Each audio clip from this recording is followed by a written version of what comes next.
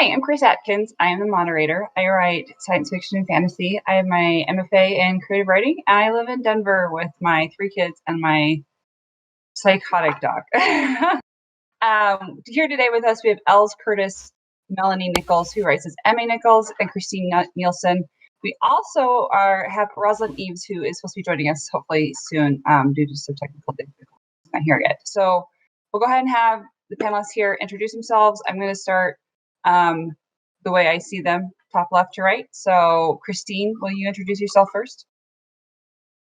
I'm Christine Nielsen. I also publish under CM Adler. I write dark fantasy, young adult dark fantasy, and urban fantasy. I am starting into paranormal romance. I write both novels and I write serials on radishfiction.com. And I'm also a full-time freelance editor. Great, thank you. Els, how about you?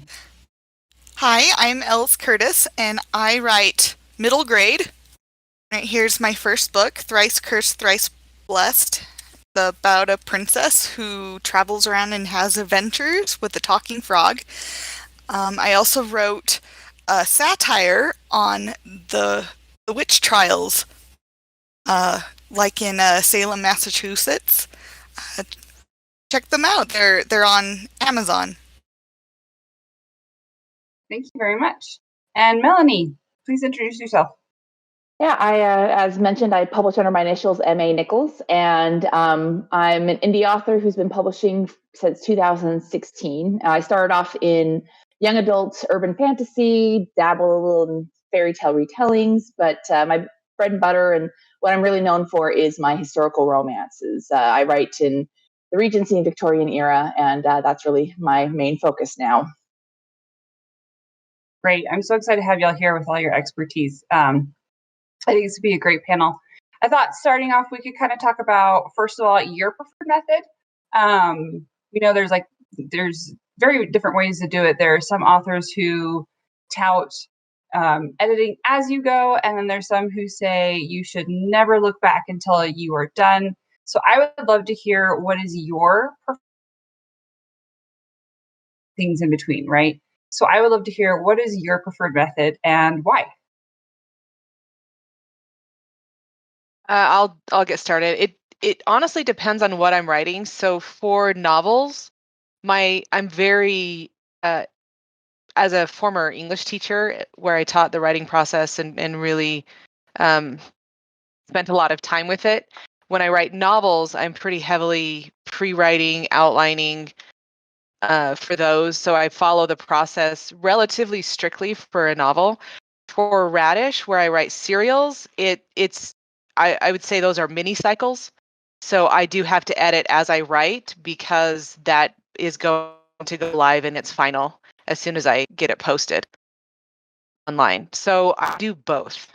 And I don't know that I have a preference one way or the other. I think it's just really depends on the context for the writing and my time frame.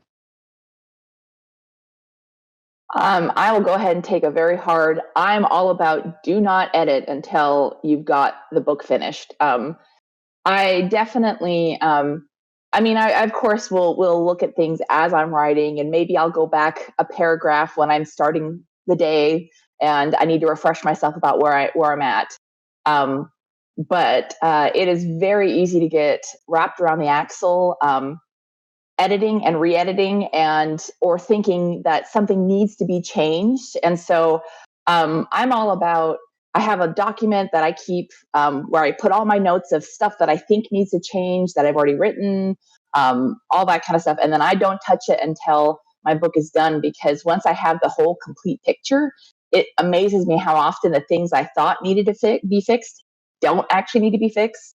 And until you have the whole picture, it's hard, especially plot-wise, to edit yourself and to change things until you know what the final product is. And I'm coming from someone who is a hardcore outliner, and so I technically know where the book is going, but things do still change. And so until I have the whole picture, I don't like to touch things. To me, writing the first draft is the hardest part of the whole process. And so I want to not spend as much time. I don't want to spend so much time stuck on that first draft. And the more I spend editing, the more I get stuck in that first draft mode. I'm going to take a different stance than you, Melanie, because I think that you should always have an editor's hat on. And it doesn't matter if you go back and change it now. Write it down if it's plot, character-based, but always have grammar, spelling, and punctuation editing hat on for the sake of your beta readers, because I have read manuscripts where I'm constantly correcting just simple things like paragraphing and punctuation, and it really distracts your beta readers from the big picture of the story, which is what you want them to concentrate on first, because grammar should be the last thing that needs to be fixed for your line editing. And so I suggest you learn how to write a clean manuscript first, which is where your editing hat's going to be most important with your first draft. But otherwise, I wouldn't worry about plot, character editing until after the entire manuscript is over. Thank you. Hi, good to have you here. Sorry, I had technical difficulties. Oh, that's how it is, right? Technology is great until it's not. Why don't you go ahead and introduce yourself, and then the first question we're talking about is between edit as you go or don't edit until you are done drafting, which is your preferred method and why? Okay. Do you want me to answer that now or let somebody We're else all answer? done. They've all answered. Yeah. Oh, okay. Yep. Okay. Yeah, sorry.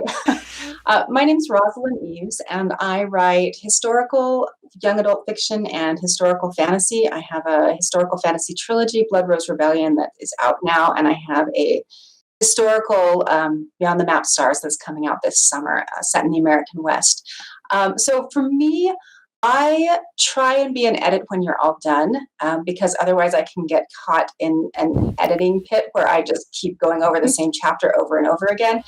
I will do minor edits usually when I sit down to write. I reread what I wrote the last few pages, and if I see minor things, I will catch them. But otherwise, I usually try and wait till I'm done with the whole thing. All right, great. So y'all are all on pretty much the same page. Y'all all work the same way. Do you think, for the people who do say edit as you go, do you think there are strengths to that, and that you just your preference is more about the way your brain is wired, or do you think there actually is a better way? I'm just curious. Can I go first on this? Go for it. All right, because currently the story I'm writing right now, it is an editing mess because I have edited the first 5 chapters 5 or 6 times and the rest of it only once. And while the first 5 chapters are amazing, the rest of it is not so bad, or not so good, sorry. And you're going to have this lopsided novel if you have to keep back and doing edits that way. But there was a positive way or reason why I did it. It's because I had to keep changing the main character and my voice. I first wrote it third person through the boy's point of view. I have a boy and a girl as the main characters, and it didn't work. And so I went back and I did first person through the boy's point of view, and it didn't work. And then I changed it to the girl's perspective, and I got a whole different story, feeling, and voice to it. And as soon as I started writing it through her point of view, I was like, this is it. This is my story. And now I have to go and just fix the rest of the story and not touch the first of it for a while. So editing as you go is good if you're still trying to find your voice. Yeah, that's a great point. Anybody else? Yeah, I actually edit so after every stage of the process. So I do a pretty full, complete outline. My outlines are 5,000 to 7,000 words, And I have my outline edited, so I kind of work through a lot of the beats of the story at that point, and then I do the draft, and then I edit the draft. So I do some form of editing, maybe not even for punctuation and stuff until the very end, but I do some form of editing in between every stage of the process.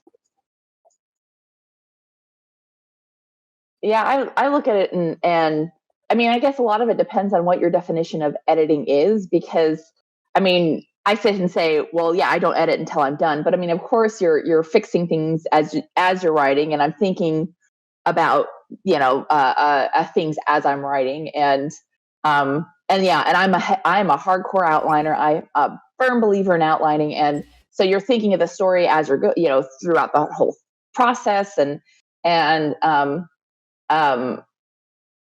I used to be a edit as I go person. I used to do that all the time, and and I'm sure it probably works for some people, because I mean, everyone's different. There are different ways of going about it.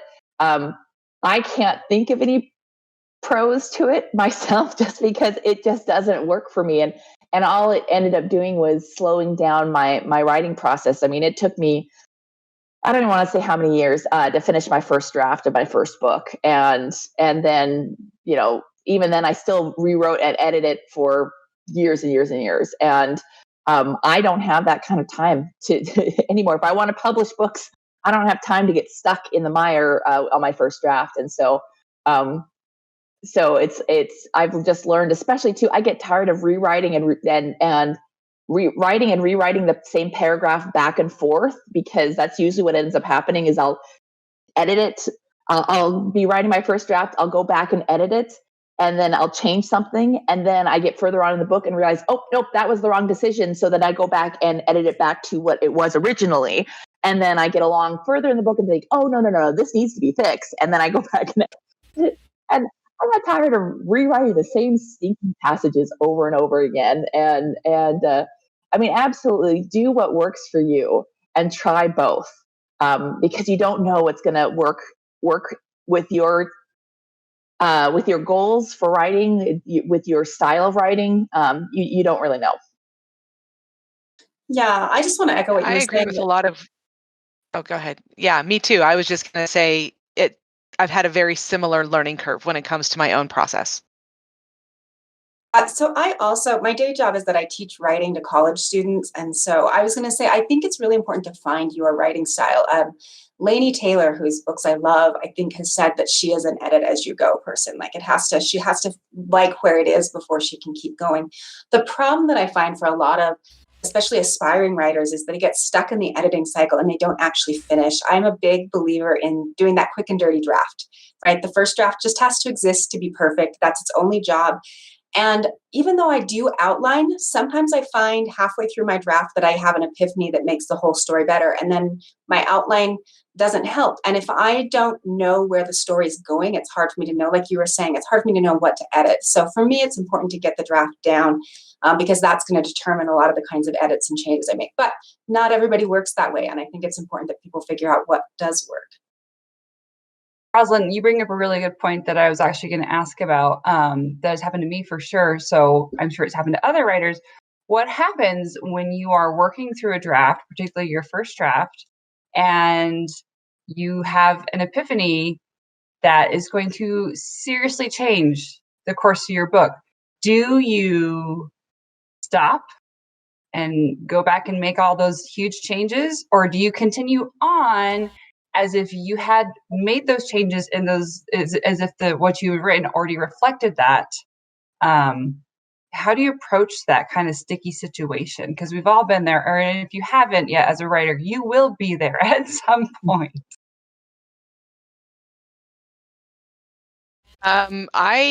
It really depends on how far into the draft I am, as far as like whether I go back and mess with the first part of the book or whether I continue the drafting. My preference is to just, if I need to just make a note, even in a notebook, I do try as much as possible in the first draft to not go back and get into the actual content for making changes, but I will go through and make some notes just so that my brain itself is like, okay, I've noted it. I know what I need to do. I'm just going to keep moving forward and get the draft done. Then I already have an idea of what I need to go back and fix. You called it a sticky situation. I suggest using sticky notes. I pretty have been in that situation where I was just like, oh, that's the best idea that I've had this entire book and I want to put it in there, but it's too late for this draft. So I write it as if I had been writing that idea the entire time, put sticky notes and be like, fix this in the first part and just keep going, because when you are inspired, you should go forward. Use the flames of inspiration and write until you have accomplished something, because if there is one thing that's going to keep you going, it's finishing something. Because after you've written a draft, you are on top of the world. And then you can use those flames to edit.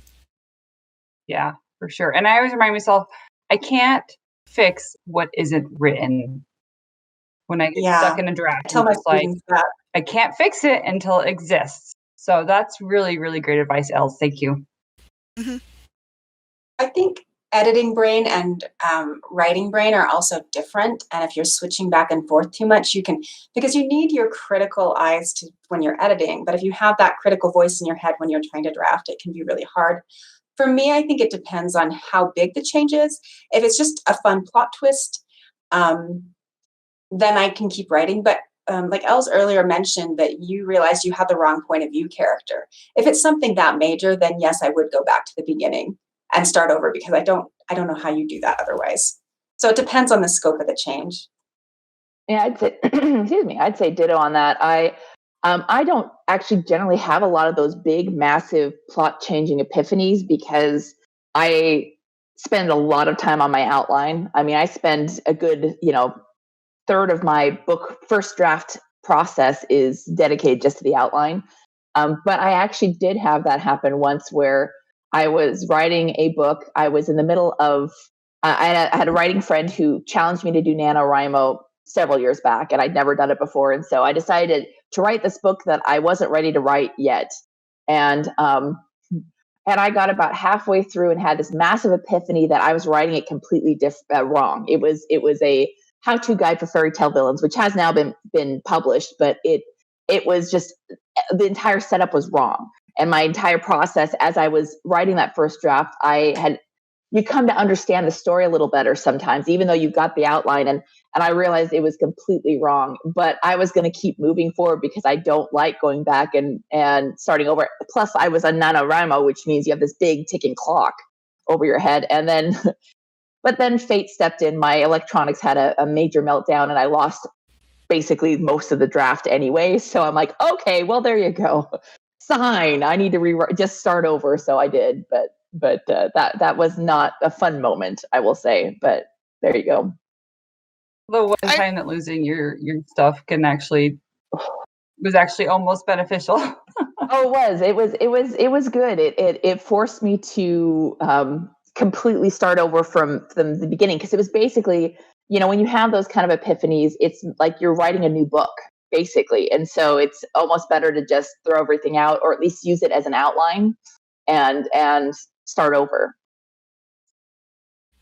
I read that book, by the way. Oh. And if anybody wants a good example of what voice sounds like, that book was good, because you didn't have a character other than your narrator, but I could hear the voice while reading that book.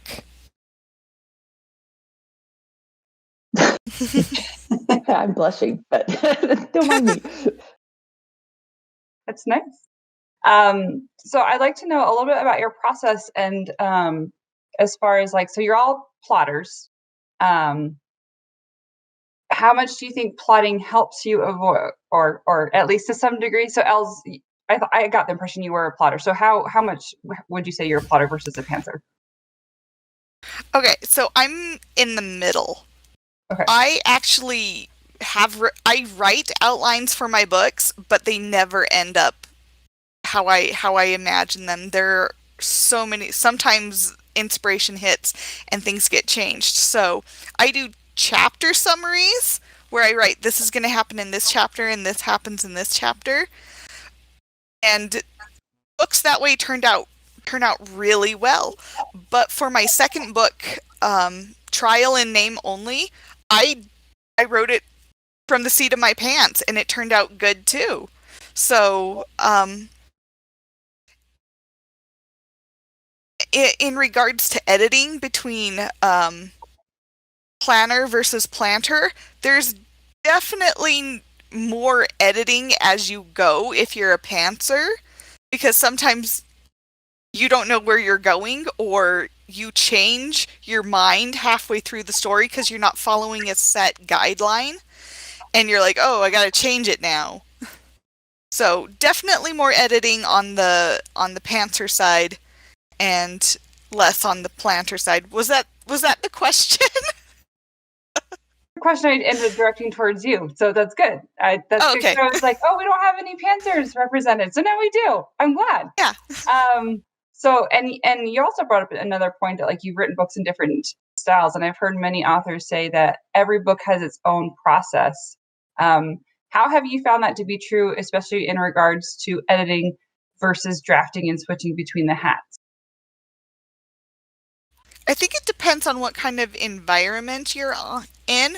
My first book, I wasn't part of any writing community. It was just me, my husband, and my best friend, and I had a writer friend that lived near me that helped me out.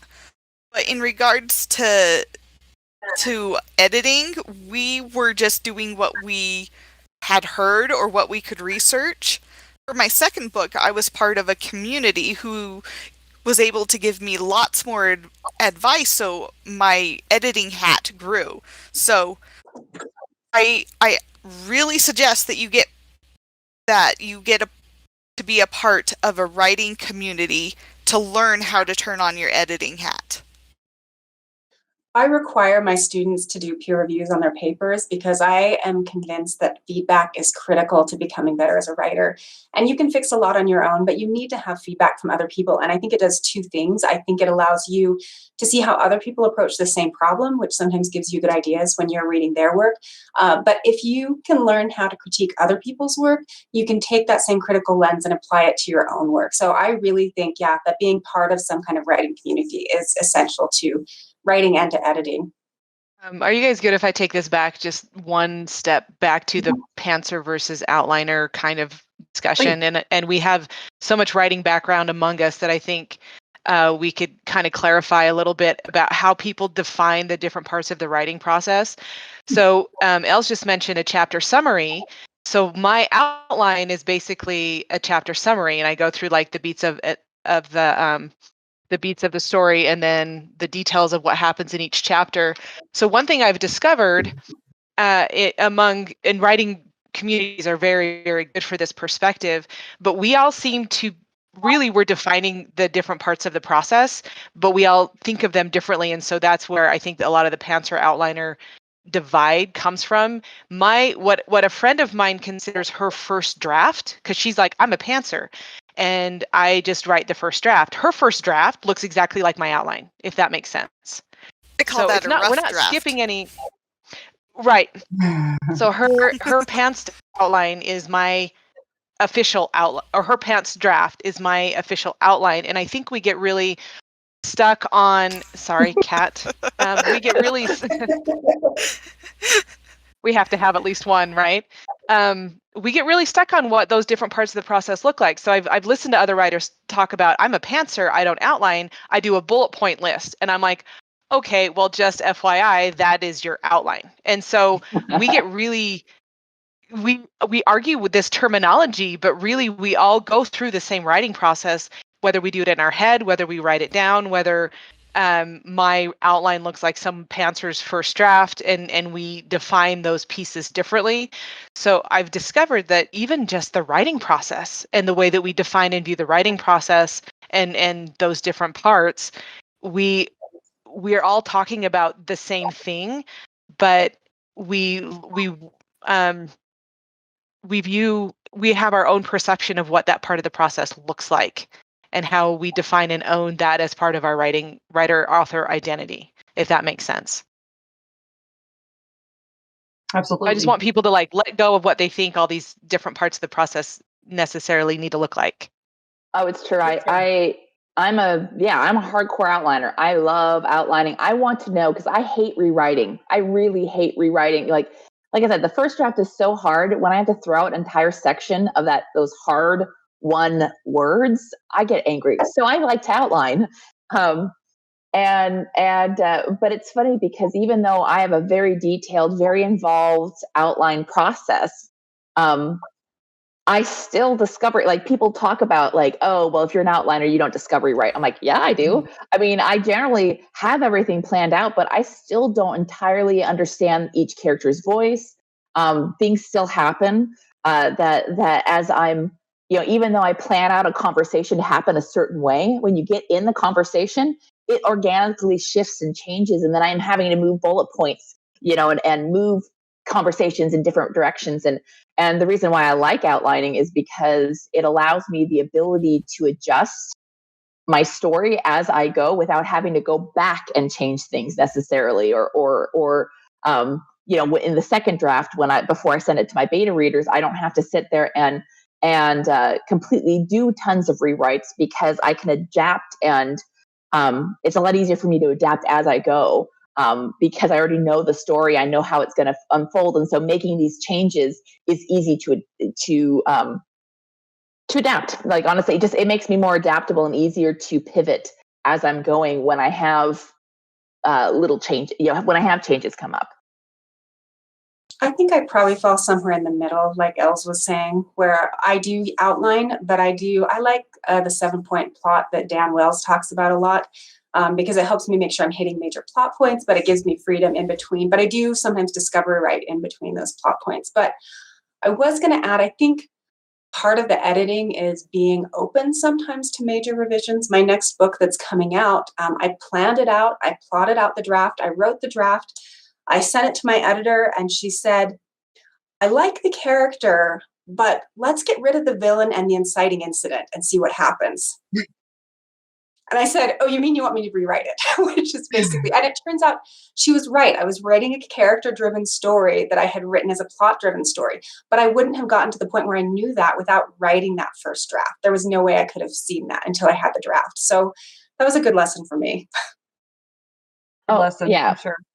Yeah, and I was going to just clarify, just because I say I hate doing it doesn't mean I don't just chuck things. I mean, people talk about our books as if they're our children and everything. And when people aren't willing to edit and cut, it's like the parent who won't discipline their child, that they love them too much that they aren't going to tell them no. It's like, well, in order for your child to be a functional, good adult and have and be a good person, you have to make those hard decisions, and you have to sometimes your child is being naughty, and you need to put it in timeout and fix it. And that's, if you're not willing to make those changes, your book is not going to be as good as it could be. Yeah, exactly. So I think that we all universally view when you're ready for that kind of edit and you're ready to like tear into it and move the chunks around or rewrite it, like Rosalyn was saying, you have to view, I think there's a shift in it going from this creative, passionate project to becoming a potential product that you are seeking to send out to an audience. And so that's where you have to switch that lens from like to more of how would someone else view this story? What are they getting out of it versus what honestly, I don't know about you guys, but my characters talk to me in my head all the time. And that's where a lot of my changes in the story would come from. That would be my version of discovery writing. But at some point they have to be quiet and you have to look at it from the other side. And how is it communicating to the reader? Mm-hmm. That's a really good point. Thank you. Yeah, I think I know I talk about my students a lot, but that's what I tell my students. You draft for yourself and you revise for other people. And I honestly find that the more books I publish and the more I'm becoming a full-time author, I'm almost there. The more that editor lens comes down earlier in the process as well as I'm going, because when you're starting out, you need to write for yourself. You absolutely need to write for yourself, because the important thing is you get that first draft, you get those books finished. It breaks my heart every time I talk to people at like LTE and other conferences who've been talking, who can't finish a book. And I just want to, hug them and say, just finish it. Just any book, finish one. Because you can't really learn and grow as an author until you finish that first book.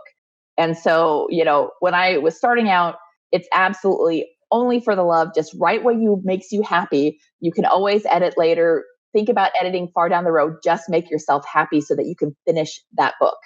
But it's funny because as I publish more and more, and as I'm more of a professional author rather than a hobbyist, it is changing more and more where I'm using that editor's lens a lot earlier in the process, because there are definitely books I've written that are passion projects and then they don't sell well. And that is really frustrating because, I'm reaching more and more of a point that I don't enjoy writing passion projects as much, because it means that it's one, I'm not going to make as much money off of it if I'm not looking at it from an eye of what's going to sell, unfortunately. And it makes it, honestly, it's a lot more fun for me to write books I know are going to sell well versus ones that I know aren't going to sell very well.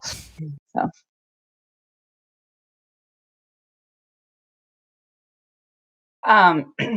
Let's say you finish your first draft and you send it off to alpha readers and you get it back and you find out you need to change something major, like the last quarter of your book or something like that. When you go to make that big change, or let's say you have to take out a character, or you have to just do a big chunk of rewriting. When you go to rewrite, are you going back into creative mode, or are you from the point that you finish your first draft, are you in editor mode? How would you define that? I consider that revisions to me are editing mode. It's more analytical. It's more, how does this need to read to finish the story the way that it needs to be?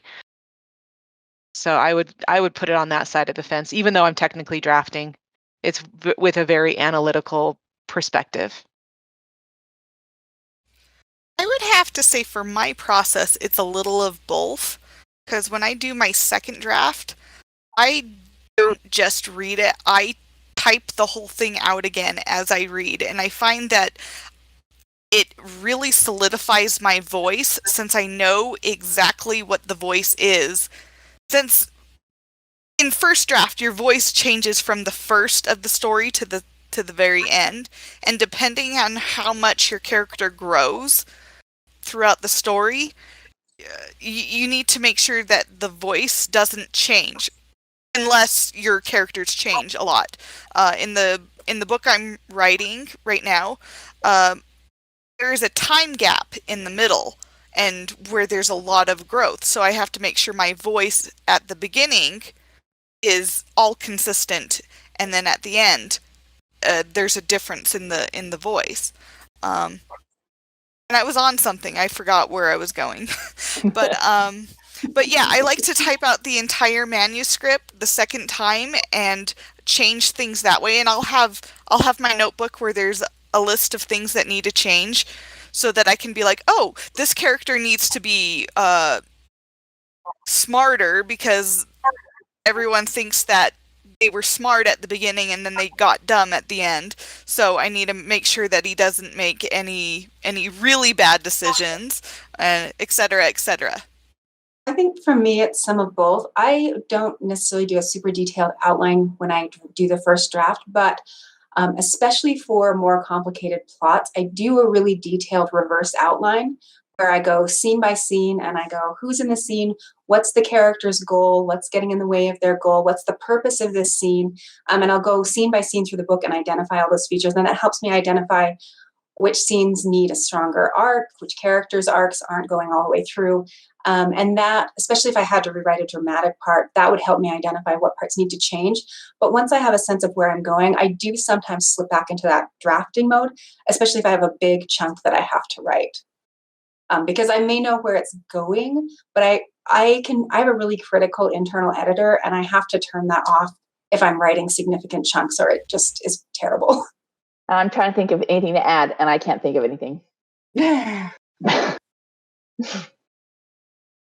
That's great. So once you get to the point, like after you have your first draft, of course, we all know there are several drafts after that, right? As you go through more, like you do revisions. Do you turn on different parts of your editor? Do you put on different editor hats, like as you go through? Like in the beginning, are you looking at sentences, or do you leave your sentence hat and word hat, specific hat for later in your draft? Are you just looking at bigger things like your big picture stuff, like character arc and voice and plot? Kind of walk us through like your different editor hats you might wear and in what order. Okay, so for one of my panels a couple of days ago, I wrote down what I do for each of my drafts, and I didn't get to share that during that panel, so I'm going to share it with this one. With the first draft, I don't make any major edits, just small edits. For the second draft, I only edit plot and character. The third draft, I go more into the inner works of sentence structure. Like, am I using the same word a lot? Am I doing showing or telling, not showing? Confusing lines, word choices. And then for my fifth draft, I do line editing, specifically spelling, punctuation, and grammar.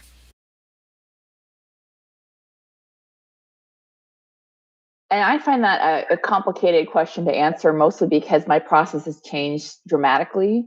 Again, I've got 12 books published, I believe, and I've been writing for, oh gosh, way too long now. Not way too long, many years now. And so that process has changed, and my process now is very much almost all of my structure and character happens before I write it. Like I spend most of my time thinking in that editor head of what works story-wise in my outlining phase. And honestly, at this point, with few exceptions, my second drafts don't have a lot of changes to be made about character. Like, there shouldn't be many major character changes or plot changes. Mostly my second draft is about details, like so and so needs to reveal this in chapter 4, or this, or I came up with a theme that I didn't realize was going on in my book, and I need to go back and just kind of hit that a little bit more earlier on. Little things like that. The stuff that is that discovery writing changes that I make, or that the stuff that I would, that in the first draft, I won't allow myself to go change. And it's generally pretty minor stuff now at this point. And then I send it to my betas. And when I get that back, that's when I spend a lot of time really looking at the language before I send it to my editor. And then when I get it back, I do one final read through for proofreading, and then it's published. And so but that's a really different than when I published my first book back in 2016, which was, I was trying to do all of the things all at the same time, which is a really big mistake. I feel like you need to kind of compartmentalize. I focus on story and characters and the main skeleton first, and then worry about details like grammar and, ideally your grammar in punctuation, things like that are going to get better and better as you write. And so you're going to need to focus on that less and less. But to me, that language is the final step, the final, polishing process, because people will forgive grammar errors if you have a good story. No matter how perfectly grammatical it is, they won't forgive a bad story.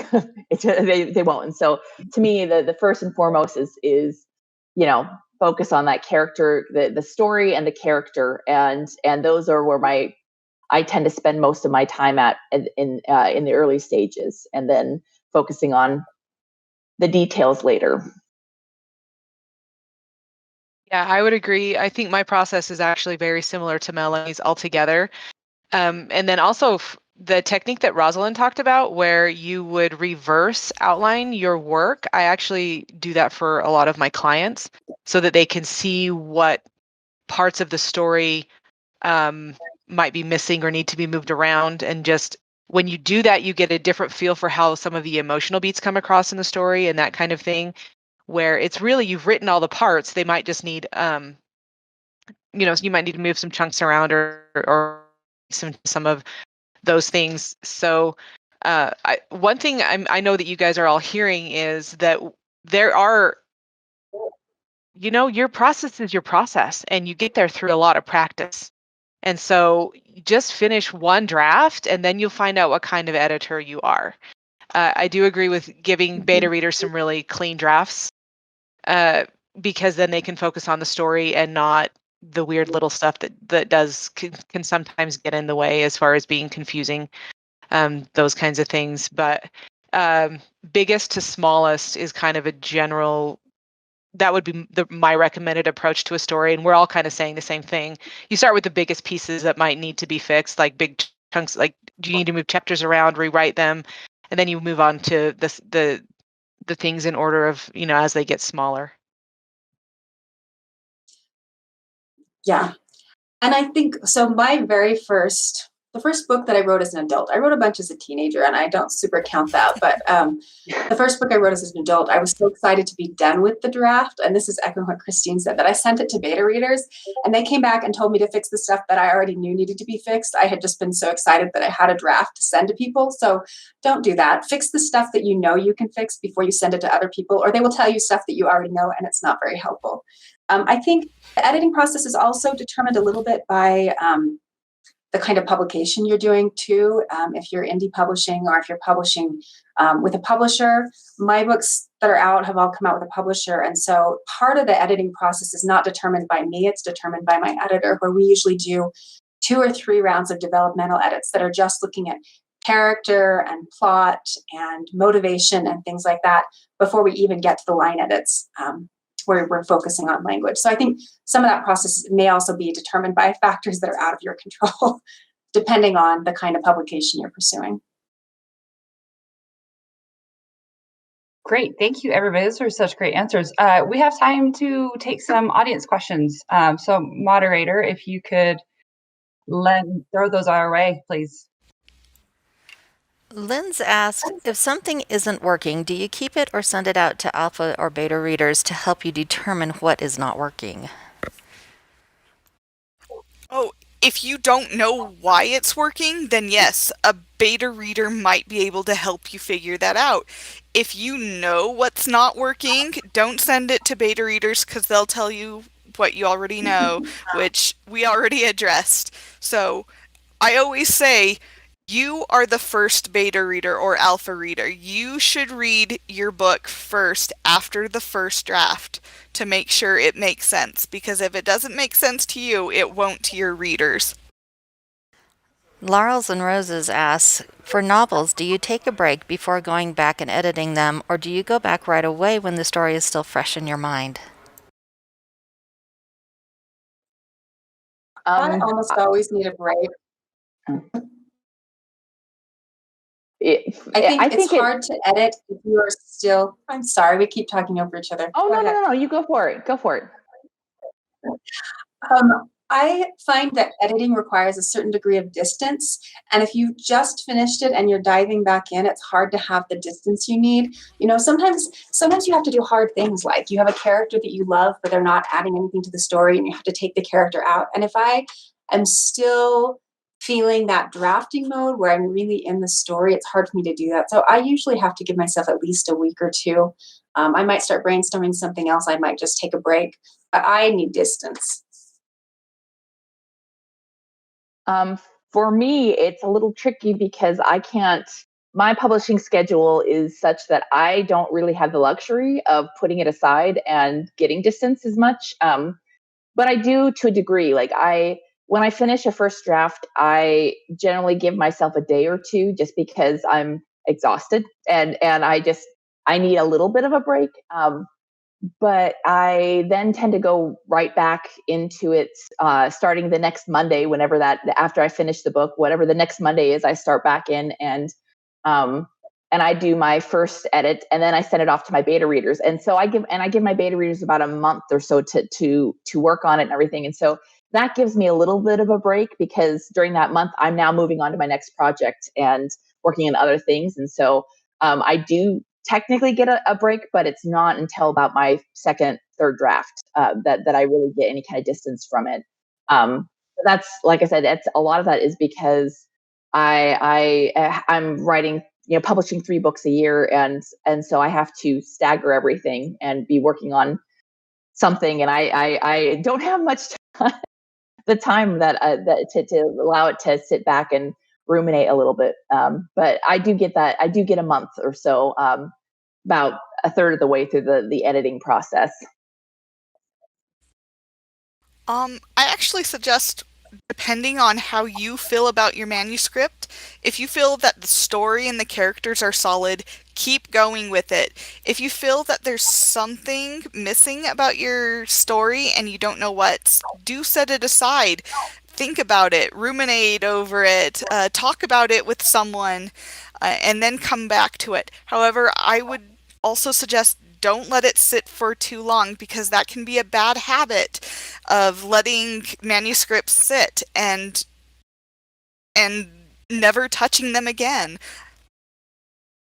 Yeah, I actually go back through it relatively quickly after I finish the draft, but most of that is to address any notes that I made during the drafting, to just make sure I feel like the manuscript is complete. And sometimes I'm like, oh, I forgot to add some detail to a scene that needed to foreshadow something in a later scene or whatever. They're usually small notes. And then I try to give myself about 2 weeks in between that and the next draft, where I will go in, dig in a little bit more. Great. Thank you, everybody, so much. We have enough time for everybody to give your final thoughts and let everybody know where they can find you online. And if you have any more panels for L2E, let us know where we can find you. All right, I will be on a panel again at 1 p.m. today in the Anne McCaffrey room again. It's the freelance editor and you, about the author-freelancer relationship. We can all post websites in the chat as well. I think if we follow through and make sure that we type them in there, people can find us. My writing is at www.queensandcrows.com. Okay, you can find me at 7 o'clock tonight in the panel, Am I Doing Something Stupid? Which will be more about editing and what happens after you write or draft. If you want to find me on social media or anywhere, you can just type my name, Els Curtis. I am the top of the list whenever you Google my name. I'm actually headed straight into a panel about how to be an alpha or beta reader and not alienate friends. And then I'm online at ma-nichols.com. You can also Google me, Rosalyn Eves. As far as I know, I'm the only one out there, so it's easy to find. I have 3 more panels today. I have one at noon on editing, one at 3 on women protagonists, and one at 7 on sensitivity readers. Although 2 of those I'm moderating. But thank you. It's been fun.